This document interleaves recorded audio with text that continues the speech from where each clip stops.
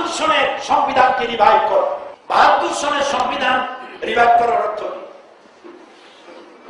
এই রিভাইভ করার অর্থ হলো সংবিধানের শিরোনাম থেকে বিসমিল্লাহ মুছে যাবে, বিসমিল্লাহ থাকবে না।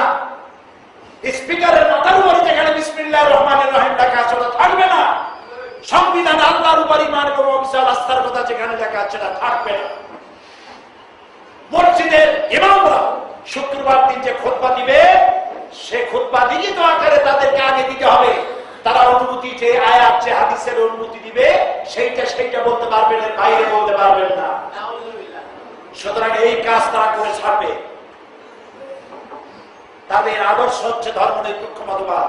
আর ধর্মনিরপেক্ষ মতবাদ হচ্ছে দুনিয়া সব উলামায়ে কিরাম একমত, ধর্মনিরপেক্ষ মতবাদ একটি সুস্পষ্ট কুফরি মতবাদ।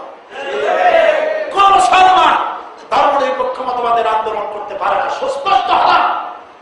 কোরআন শরীফের সূরা বাকারার 85 নম্বর আয়াত পড়ুন। আল্লাহ তাআলা কোরআন শরীফ পড়ুন এবং দেখুন, আফাতুমিনুনা বিবাদিল কিতাবি ওয়া তাকফুরুনা বিবাদ ফামা জাযাউ মান ইয়াফআলু যালিকা মিনকুম ইল্লা খিজিয়ুন ফিল হায়াতিদ দুনিয়া ওয়া ইয়াওমাল কিয়ামাতি ইউরাদ্দুনা ইলা আশাদ্দিল আযাব। আল্লাহ তাআলা বলেছেন, তোমরা কোরআনের কিছু কথা মানবা আর কিছুকে মানবা না। এই যদি তোমাদের অবস্থা হয়, তাহলে এই পৃথিবীতে তোমাদেরকে আমি লাঞ্ছনার জীবন দেব, আর কিয়ামতের দিন কঠিন শাস্তি আমি তোমাদেরকে প্রদান করব। ধর্মনিরপেক্ষ মতবাদীদের কথাই হলো নামাজ, রোজা, হজ, যাকাত করবো ইচ্ছা মতো, আর রাজনীতি অর্থনীতি করবো আমার মতো অথবা আমার বাপের মতো।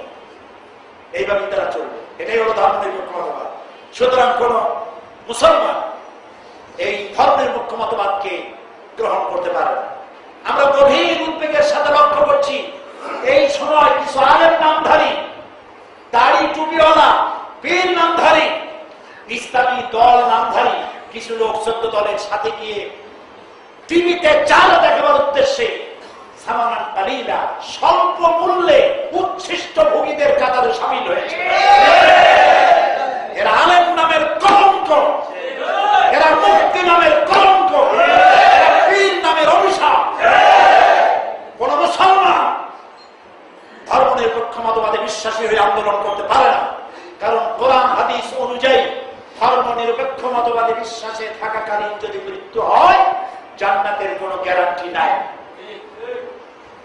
কারণ ধর্মনিরপেক্ষ মতবাদীরা আল্লাহ এবং রাসূলের সমস্ত কথাগুলি জীবনের সব ক্ষেত্রে মানতে তারা রাজি।